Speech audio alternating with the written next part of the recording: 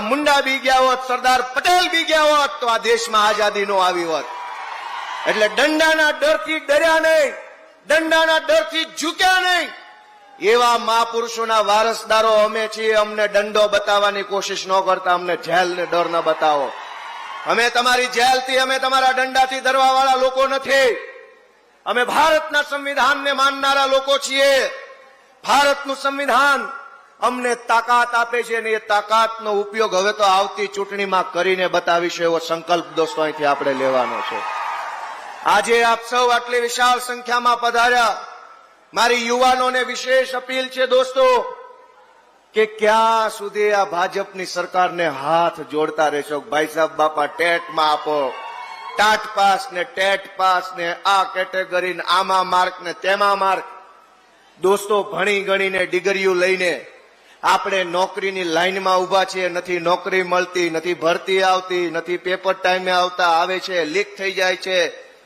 હું તમને ગોપાલ ઇટાલિયા નવો ચૂંટાયેલો ધારાસભ્ય વિનંતી કરું છું કે આવો રાજકારણમાં તાલુકા, જિલ્લા પંચાયત, નગરપાલિકા, ગ્રામ પંચાયત તમારી રાહ જોઈ રહી છે. રાહ. આવો રાજકારણમાં બધા, આવો રાજકારણમાં. ક્યાં સુધી સત્યાગ્રહ છાવણી ઉપર બેસશો? અને સત્યાગ્રહ છાવણી પર બેસીને કરેલા ઉપવાસનું નોંધ કોણ લઈ રહ્યું છે? આ તમારો ભાઈ ગોપાલ ઇટાલિયા. હમણાં થોડા વર્ષ પહેલા જમાદાર હતો, પોલીસ કોન્સ્ટેબલ તરીકે નોકરી કરતો હતો. એવા મોટા 8 પાસ ને 9 પાસ ને 10 પાસ ને કદાવર નેતાને સલામું મારતો હતો તમારો ભાઈ. પછી નિર્ણય કર્યો કે 8 પાસ ને સલામ મારવા કરતા હું એ જગ્યાએ હોઉં તો કેવો રૂપાળો લાગુ.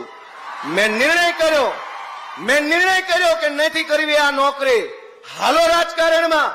અરવિંદ કેજરીવાલજીનો સાથ માંગ્યો, એમણે સાથ આપ્યો અને આજે તમારી વચ્ચે વિસાવદરના આશીર્વાદથી ધારાસભ્ય તરીકે ઉભા. દોસ્તો હું તમને બધાને વિનંતી કરું છું કે નથી કરવી નોકરી, હટાવો 8 પાસ ને બેસો એ ખુરશી પર. તમને પણ ડોક્ટર બાબા સાહેબે અધિકાર આપેલો છે. દોસ્તો ક્યાં સુધી લાચારી કરીશું? આવો રાજનીતિમાં, આમ આદમી પાર્ટીમાં જોડાઓ, સંઘર્ષ કરો, કામ કરો. 1 વર્ષ નહીં તો 2 વર્ષ નહીં તો 4 વર્ષે તો તમારામાંથી અનેક જુવાનિયા કોઈ તાલુકા પંચાયતમાં, કોઈ જિલ્લા પંચાયતમાં, કોઈ નગરપાલિકામાં ચૂંટણી જીતીને જનતાની સેવા કરતા હશે. અઘરું જરાય નથી. અઘરી એક જ બાબત છે, નિર્ણય લેવો. પહેલો નિર્ણય લેવો એ અઘરો છે કે જાવું કે ન જાવું. આ નિર્ણય લેવો અઘરો છે. એક વખત નિર્ણય લીધો કે લાચારી છોડી દઈશ, નિડરતા પકડી લઈશ અને આમ આદમી પાર્ટીમાં જોડાઈશ તો પછી કોઈ રોકી શકે એમ નથી. દોસ્તો